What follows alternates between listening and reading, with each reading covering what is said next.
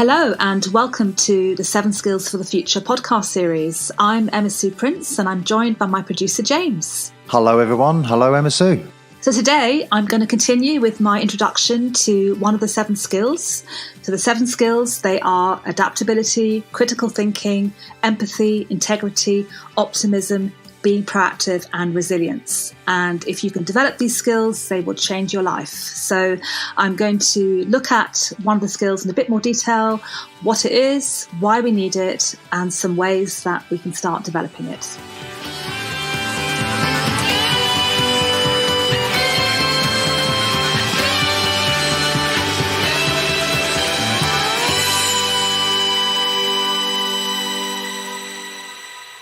Okay, so we've had episodes so far on some of the skills from adaptability to optimism.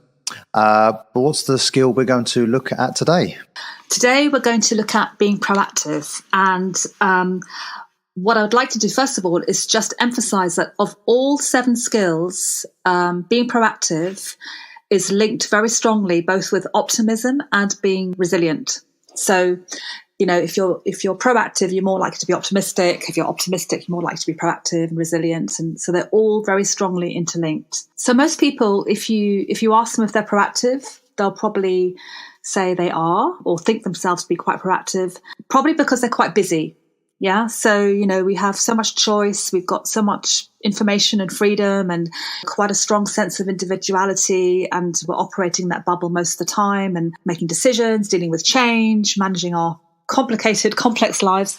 So that can sound quite proactive, you know, quite busy, but it's actually far more likely to be reactive rather than proactive. So being proactive is about creating situations based on strategies that you've created for yourself.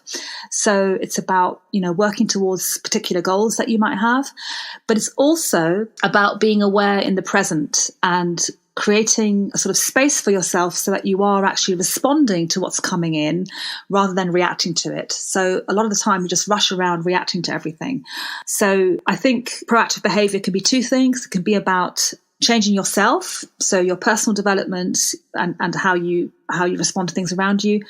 Or it can be taking initiative, looking for opportunities and looking at things in the longer term. Why would you say this is a must-have skill today in particular? Well, before I answer that, I just want to emphasize that there are 2 main aspects to being proactive. So one is in the short term. So this is about small things you do in the moment and how you respond to things around you, whether that's reflecting before you write that email or focusing and listening attentively or making time for yourself.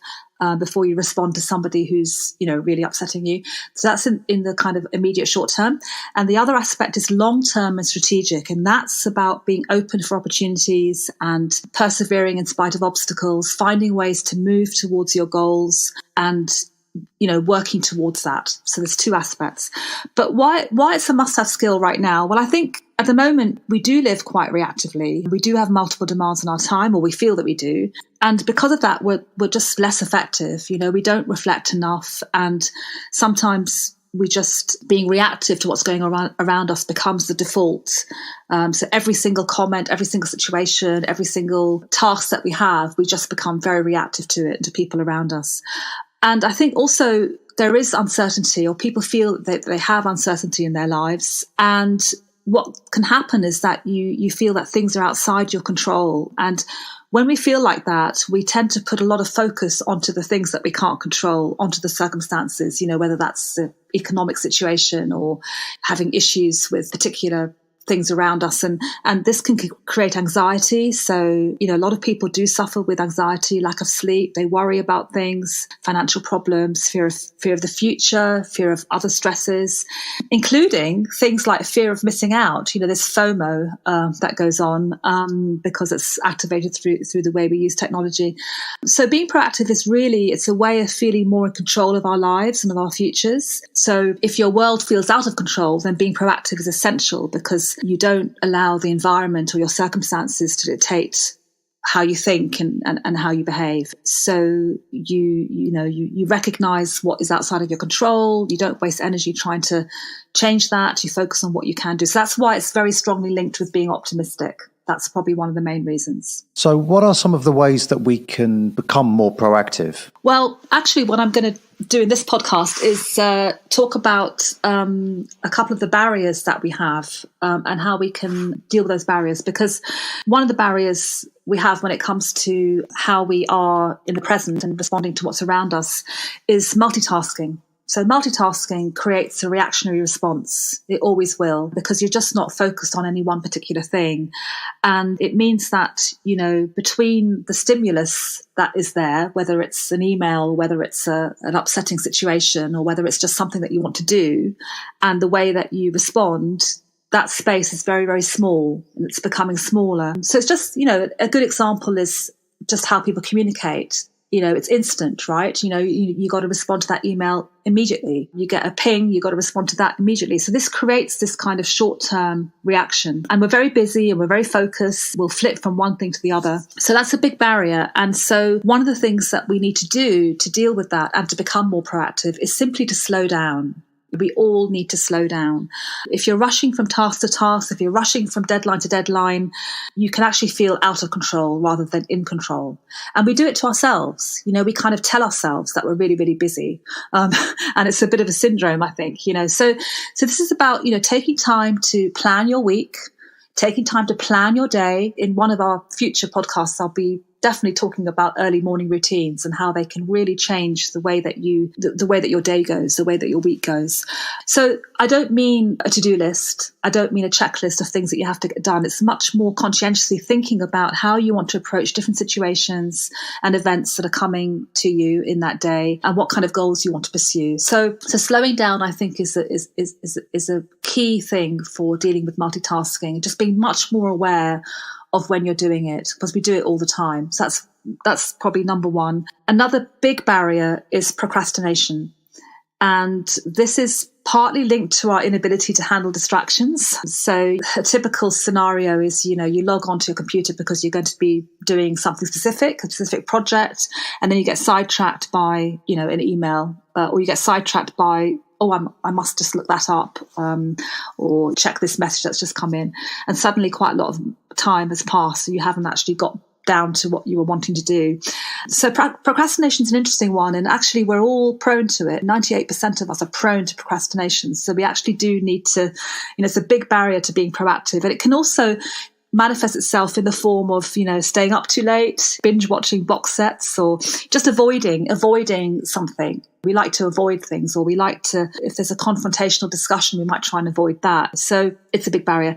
But there is a way that we can deal with that. So if you are aware that you're procrastinating, if you're aware that you're putting something off, or you're just not giving something your full attention, then that's about breaking things down into manageable steps. That's about really thinking about how you manage your time. So most people, I would say majority of people, when they start their day, when they start their working day, the first thing they probably do is look at their emails. And that's probably one of the biggest robbers of our time and our productivity that I can possibly think of, because actually you need to focus on what it is you're wanting to do. So I don't know, the thought occurs to me that perhaps multitasking is in itself a form of procrastination, in the sense that by attempting to multitask, you're basically flitting around from one thing to another, and you're not actually focusing on the thing that you really need to be getting on with, maybe. Exactly that. And you feel like you are, because you feel busy, right? It feels good, you're doing things. So it feels like you are actually getting things done, but then you can sort of whole hours go by and you haven't actually done the very thing that you wanted to get done. So this is why planning your day, planning your week, that's where that comes into it, where you think, okay, what are the most important things that I need to get done this week? What is the big project that I'm working on, and how do I break that down into easier steps? So, it's about awareness and knowing. I mean, we all do it. And so we just need to kind of think, okay, how can I take back control and, do things in a different way? Okay, so then maybe you can give me some help with my situation. I'm a freelancer. I work from home. I don't have a boss. I don't go to the office. And of course, I don't have any set hours. So I'm not answerable to anyone, in the sense that, when I sit down at my computer and start working, I can procrastinate if I want to and say, okay, I'll start in half an hour, and then, as is the way with these things, of course, that half an hour can become an hour or 2 hours, and then I'll end up I'll do it tomorrow. So do you have any suggestions for me of ways that I can deal with that? Yeah, I do. Well, I think the first thing is to recognize that if you really want to address this, you have to be thinking about where you want to go in terms of your work. So think about the long term and think about, okay, what are some of the things that I want to achieve with my work? And why am I doing what I'm doing? So I think just having that in mind is helpful so that that can translate into your day to day, because days are precious, time is precious. And if we are not thinking about how we manage our time and how we are approaching our day, then whole swathes of time can go by and nothing is being done. I think it's really difficult when you are self-employed and when you're a freelancer, because as you say, you don't have a boss, you don't have anyone to report to. So that's why having those kind of big goals or big intentions in mind, I think is helpful. In the actual day-to-day, it's about self-awareness, understanding, when is your most productive time of day? So for some people, they are most productive in the mornings. I'm a morning person. So I know that if I want to get a project done, or if I've got a big piece of work to complete, I've got to do it in the morning. And I also know that if I check my email first thing in the morning, I'm not going to get that project done because I'm going to be too busy responding to those emails and suddenly I'm kind of like just reacting to what's in front of me, and all my energy is being used up. So my lovely productive energy that is there first thing in the morning is going into other people's emails. So know when you're most productive. It might not be the morning for you, it might be nighttime. That's fine. Work at night. That's the great thing. You can work whenever you want to, but know when you're most productive and then schedule your most important tasks then. That's probably number one piece of advice. And prioritizing, looking at your whole week, looking at it, giving your week a shape. So if you don't have set hours, set yourself some hours and give yourself those working hours and say, right, between this time and that time, that's when I'm working and I'm doing X, Y, Z. So you have to kind of be your own boss and set your own parameters. But I think the productivity one is key, just knowing when you're most productive, when you have the most energy, and then use that energy for the things that matter the most. Don't waste it on emails and messages and surfing the net. Do that another time. Do that at another point of the day. Okay, great advice. Thank you very much. I shall put that into place immediately.